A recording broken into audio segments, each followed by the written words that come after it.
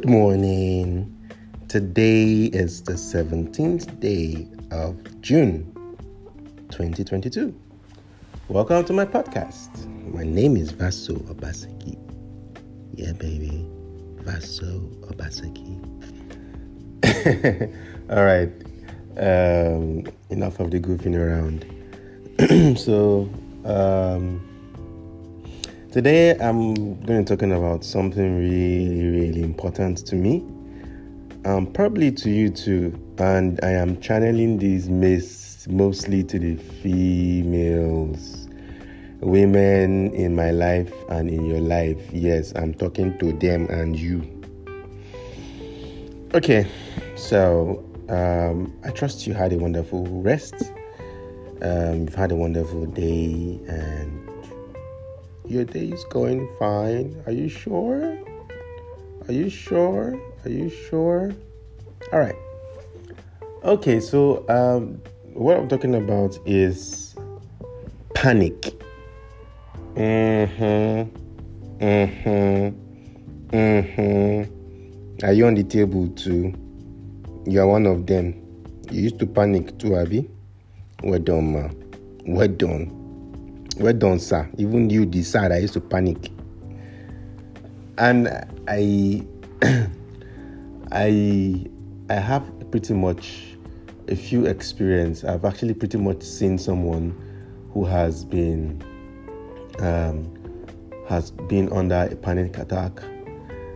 Well, if she gets to listen to this, I hope she heals. I hope she healed from it. And basically, what brings panic? Things that some common symptoms of panic. I'm going to say this like, the way we treat malaria and typhoid. So I'm your doctor right now, even if I don't have much experience. Okay, so one of the symptoms of panic is, common symptoms of panics are alarm, dread, fear, fright, terror, trepidation, painful agitation, in the presence of anticipated danger. So let's underline that part, that anticipated danger or anticipation of danger. Sorry, I'm using baby grammar today. The Lord is my muscle. Yeah, so panic. When you anticipate danger, you begin to panic. And one of the things that happens when you start panicking is you lose confidence, you lose balance, you lose control of yourself. You're not you anymore. You've literally traveled out of your body, like literally traveled out of your body, and it takes out your reasonable and logical sense. It actually short circuits you from being able to accurately think through situations. If you've ever been in a panic mode before, if you've been in a panic situation, you would notice that at those points in times, nothing else mattered, and whatever you were getting scared of actually happened to you. I will also talk a little bit about panic attack. It's almost like convulsion. I've seen somebody have it. It's almost like convulsion. Person start convulsing and it's a panic attack actually. It's kind of like an episode of intense fear. It now triggers the physical reaction. When there is really no danger, or apparent cause. It can be very frightening. You almost feel like you are losing control of yourself. The person in the situation, you almost feel like the person in the situation is almost losing himself. He loses total control of himself. You almost think like person is having a heart attack or is even dying. It's like convulsion, like you're convulsing and stuff.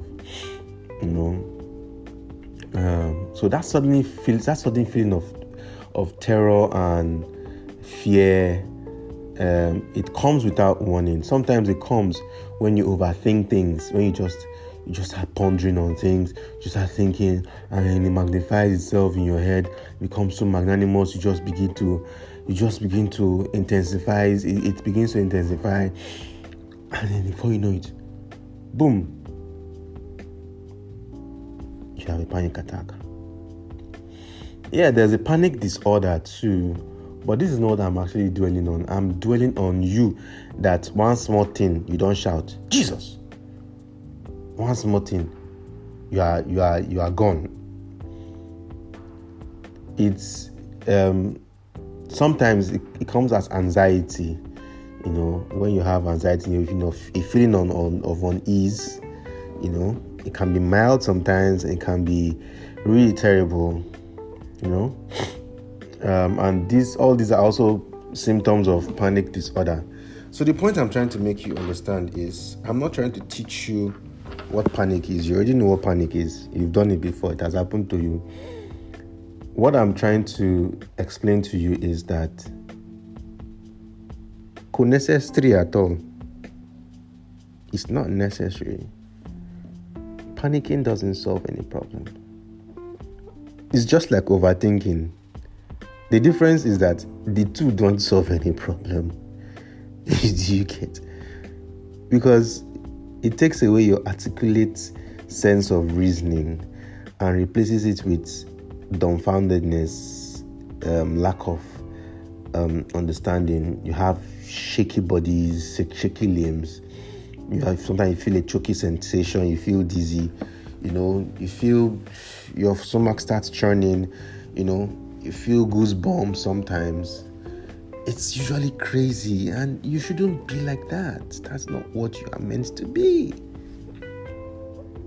You got this. Come on. So why do you panic about things you cannot control? There's a song that it's a gospel song for those that like gospel songs, by J. Moss. It says, God's got it. And it says, I'm not going to worry about things I can't control. All I can do is pray about. I understand that there are some things that, yes, you think prayer can't answer. But I'm not saying that it's prayer all the time. That's why God gave us brain. God didn't give us brain to learn how to pray. He gave us brain so that we can solve problems ourselves. So why do you not think panicking will solve that problem? It won't, sweetheart. It won't, my bro. Panicking won't solve that problem. Quite frankly, it only compounds the problem, only makes it even much more difficult to understand. When you panic, you lose control. You lose who you are. And who you are is not what panicking shows you. Who you are is amazing. Who you are is awesome. Who you are is wonderful. Who you are is beautiful. Who you are is articulate. Who you are is smart. So why do you think that little panic already somehow makes you a certain person? It's not you.